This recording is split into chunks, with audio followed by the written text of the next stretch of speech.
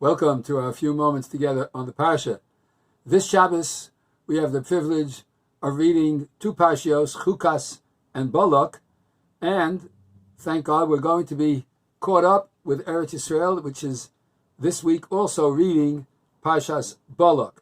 Now, Parshas Balak, of course, introduces us to the infamous Bilam. Bilam had the unique distinction of being the one person amongst the non-Jewish world that actually had the possibility, the potential of being one of the world's great prophets. As it says, Lo kam Yisrael k'Moshe od. Amongst the Jewish people, there was never anyone like Moshe, but the Goyim actually had a Bilam. He had such a great opportunity, a potential to be a great Navi, a prophet, and that the nations of the world would therefore have no recourse to say, well, if you would have given us someone who was a great prophet, we also would have chosen to do the right thing. And here they were given this great prophet. And let's see this prophet. Rashi quotes that this Bilam was a real character, and his biggest fault was that he lacked midos. He lacked ethical values. Rashi says he had an ayin ra'ah, a very evil eye, looking always down on everything and wishing only to bring bad upon that which he saw. He had a nefesh rechava, a broad soul, wanting only to have all the best of everything, and was conceited to the nth degree, and a ruach gavoha, a very exalted image of himself.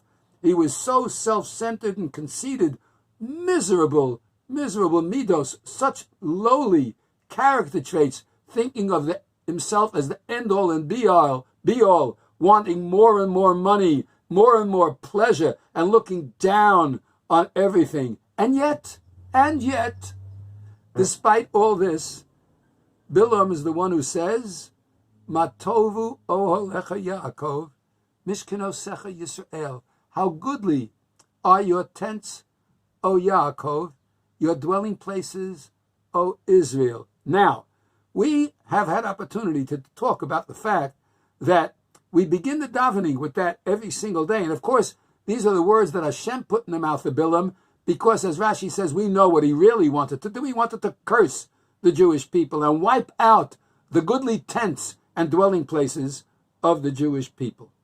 But the Baal Shem Tov so beautifully explains.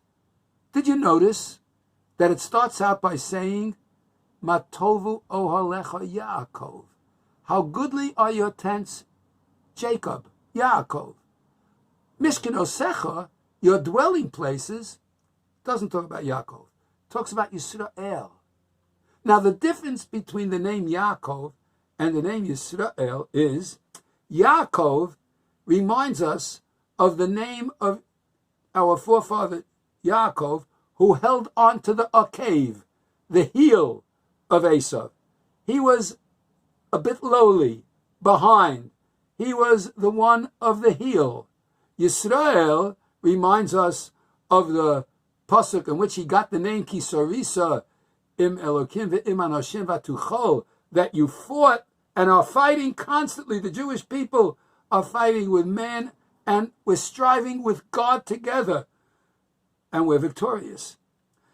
The name Yisrael implies an exalted position of the Jewish people, while the name Yaakov implies a very humble position of the Jewish people. Says the Baal Shem Tov, don't look only at the outer Jew, who may appear humble. He may appear, and he is humble, but he may appear lowly in your eyes because of his humility. He may appear to be insignificant, a schlepper, if you will. But watch out, because Mishkenosecha, in the dwelling place, Yisrael, he's like a lion. He's the one who is able to fight the good battle against the inner strivings of man to do the wrong thing, and being victorious and overcoming. Ezeu Gibor, who's a mighty one, not someone who can lift hundreds of pounds, someone who can get himself out of bed in the morning to go to shul, someone who can overcome the desire to do something wrong because of his inner self-desire and can overcome it and can control it. Says the Baal Shem Tov, Bilam's blessing that Hashem gave in his mouth was to teach us that even though we must maintain a humble outer appearance, nevertheless, on the inside we are powerful. We are to be mighty, and we are mighty. The Jewish people may look small, insignificant, but we're not.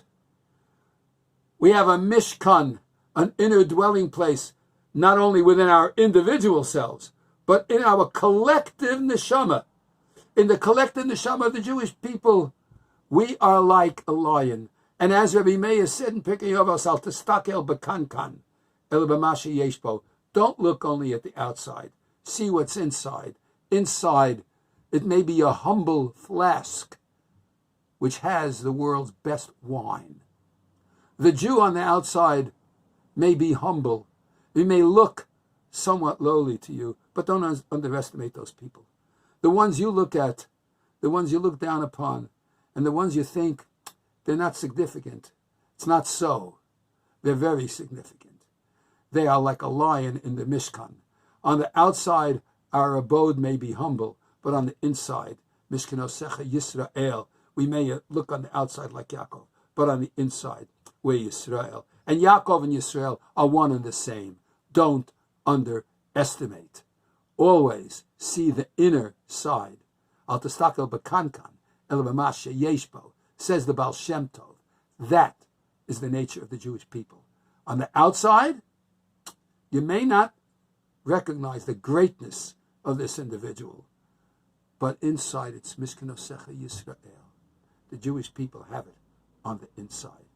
We've got that lion soul. We've got that ability to overcome all adversity. And this week, as we fast for Shiva Asar B'Tammuz, and we recall the lowly position we're in because of the destruction of the Beis HaMikdash, don't underestimate us.